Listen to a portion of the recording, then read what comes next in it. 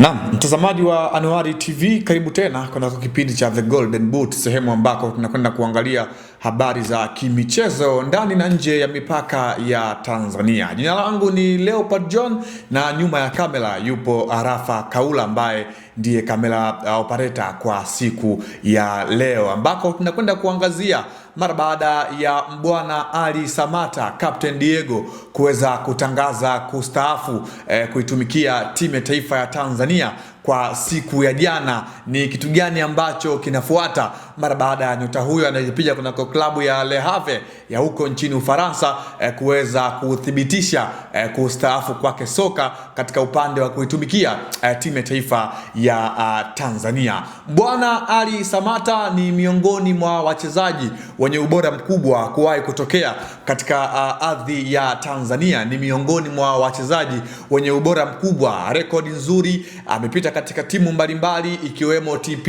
Engraba Mazembe, amepita kwa mafanikio makubwa, lakini baadaye akatimkia kunako klabu ya Genk ya huko nchini Ubelgiji, lakini pia akapita kunako klabu ya PAOK na klabu nyingine nyingi ikiwemo Royal Antwerp, bila kusahau Aston Villa, na baadaye akatimkia kunako klabu ya Fenerbahce, na wakati huu yupo katika klabu ya Le Havre ya huko nchini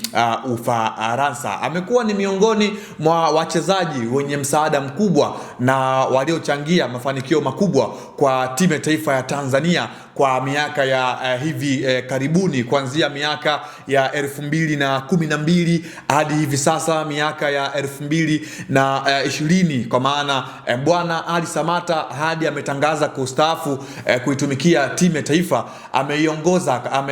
amekuwa katika miaka 15 ambayo Tanzania ilikuwa inamfahamu ama alikuwa anaitumikia vyema nyota huyo, raia wa Tanzania, mzaliwa wa Mbagala, Dar es Salaam. Na Bwana Ali Samata ni moja kati ya wachezaji ambao wameonekana katika mechi nyingi za timu ya taifa ya Tanzania, akiwa ameitumikia mechi 87 hadi ambako ametangaza kustaafu kwa siku ya jana, akiwa amesaidia kufunga magoli 22, kitu ambacho kimemfanya kuwa miongoni mwa wachezaji ambao hawatokuja kusahaulika katika timu ya taifa ya Tanzania. Na bao lake la mwisho Bwana Ali Samata alilifunga katika mwaka 2022 ambako timu ya taifa ya Tanzania ilikuwa ikikipiga dhidi ya timu ya taifa ya Afrika ya Kati, mchezo wa kirafiki wa kalenda ya FIFA ambao ulipigwa katika uwanja wa Benjamin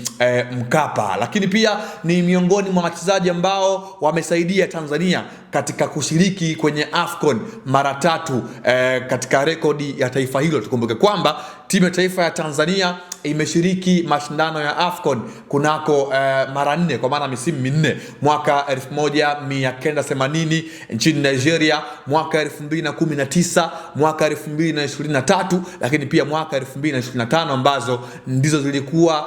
mashindano ya mwisho kwa Bwana Ali Samata akiwa na timu ya taifa ya Tanzania, lakini pia akiwa kama nahodha ambaye aliongoza Taifa Stars kufika katika hatua ya 16 bora, na ndio rekodi kubwa ambayo Taifa Stars ameiweka katika mashindano ya kimataifa, kwa maana mashindano ya AFCON kufika katika hatua ya 16 bora moja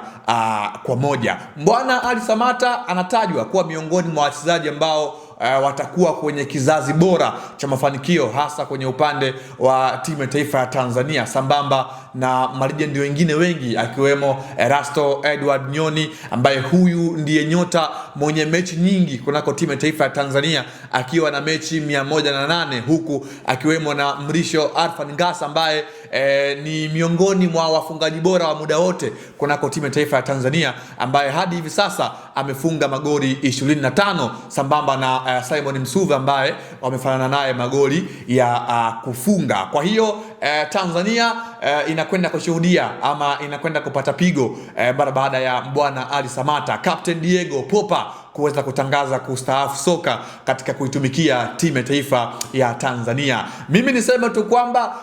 kila laheri legend Popa, Bwana Ali Samata, tutakukumbuka kwa mengi, hasa katika upande wa kile ambacho umekifanya ukiwa na jezi nambari 10 kunako timu ya taifa ya Tanzania, Taifa Stars, na tunakukumbuka kwa mengi hasa katika nyakati mbalimbali pale ambako ulipambana kama nahodha, kama kapteni katika kuhakikisha kwamba unafanya juu chini kuona bendera ya Tanzania inapepea kimataifa katika upande wa mpira wa miguu. Msimu bora kwa Mbwana Ali Samata akiwa na timu yake ya TP Mazembe ni kuwa mchezaji bora wa shirikisho la soka barani Afrika CAF kwa wale ambao wanacheza ligi za ndani msimu wa mwaka 2016 akiwa na kiwango bora mno. Mbwana Ali Samata ilikuwa ni sehemu ambayo iliifanya Tanzania taifa kwa ujumla kuweza kujivunia zao la African Lion akiwa na timu hiyo kabla ya kujiunga na klabu ya wekundu wa Msimbazi Simba, ambako ndiko safari yake ya soka ilipoanzia moja kwa moja. Mbwana Ali Samata alizaliwa mnamo Disemba 23 mwaka 1992 na kwa wakati huu akiwa ana umri wa miaka 33 ambaye ametangaza kustaafu kuitumikia timu ya taifa ya Tanzania. Tuseme tu Mbwana Ali Samata tutakumbuka kwa mengi, ikiwemo miongoni mwa goli bora kuwahi kulifunga katika mashindano ya AFCON mwaka 2019 katika ardhi ya Misri, katika mchezo ambao Taifa Stars alipoteza goli 2-3 dhidi ya timu ya taifa ya Kenya. Mbwana Ali Samata alifunga miongoni mwa goli bora, goli ambalo hadi hivi sasa anaweza kuwa sehemu ya kulikumbuka, na likiwa ni goli la kihistoria kwa Mbwana Ali Samata ambalo alilifunga katika mashindano ya AFCON. Na tukumbuke kwamba hili limekuja mara baada ya tunafahamu kwamba Tanzania watakwenda kuwa waandaaji wa mashindano ya AFCON katika mwaka 2027 sambamba na mataifa mengine ya Kenya na Uganda, ambako Tanzania kama wenyeji tutakwenda kumkosa Mbwana Ali Samata katika fainali hizo ambazo tutakuwa kama waandaaji wenza. Kwa hiyo hii ni nafasi sasa kwa Mbwana Ali Samata ambaye ni legend, ameiachia kwa vijana wengine kuweza kuingia kunako kufata kile ambacho amekifanya moja kwa moja. Wakina Mbengelendi, vijana hawa Serengeti Boys, wakina Mbarasalu, ni muda wao sasa kuweza kuonesha na kujaribu kufikia kile ambacho amekifanya Mbwana Ali Samata. Hadi wakati mwingine, mtazamaji wa Anuari TV, ni kushukuru kwa wewe ambaye umekuwa nami mwanzo mpaka tamati kwa siku ya leo. Endelea kusalia nasi Anuari TV.